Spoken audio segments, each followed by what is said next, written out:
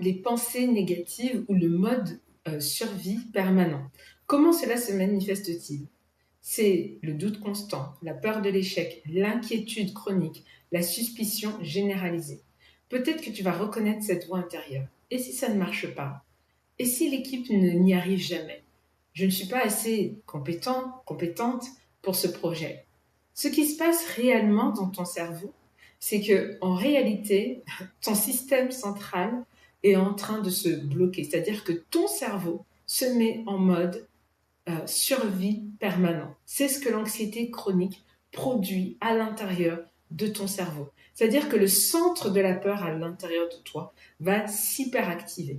Et lorsqu'elle s'hyperactive, qu'est-ce qui se passe? Elle inhibe en fait une partie de tes capacités à prendre des décisions stratégiques, à avoir une vision à long terme, ta capacité à innover, mais aussi à être créative.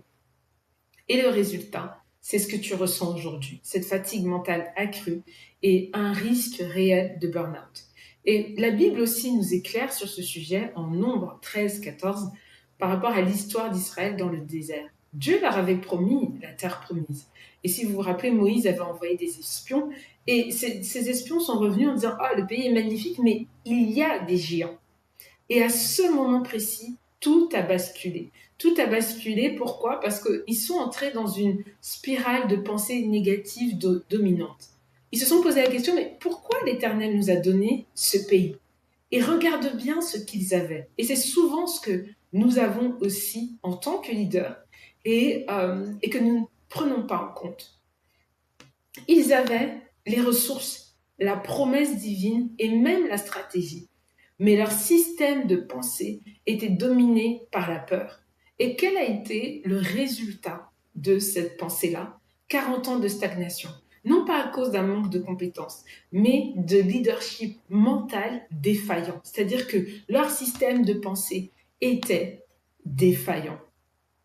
Et c'est ce qui se passe peut-être pour toi. C'est ce qui se passe pour certains leaders. C'est-à-dire que certains leaders vont adopter exactement le même processus que je viens de te montrer à travers le peuple d'Israël.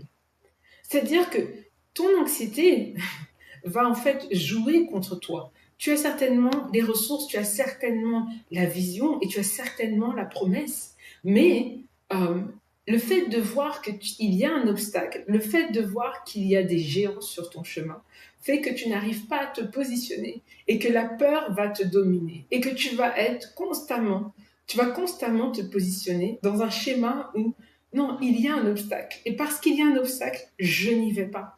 Et peut-être que tu es en train de stagner dans ton désert actuel. Et l'un des symptômes de ton désert, c'est cette fatigue chronique. Pourquoi? À cause de ton système de pensée. Et qu'est-ce que ton système de pensée est en train de révéler et de montrer par rapport à toi? Au lieu d'être stratégique, tu deviens réactif. Tu deviens soupçonneux au lieu d'être clair et transparent. Tu deviens contrôlant au lieu d'être influent et inspirant.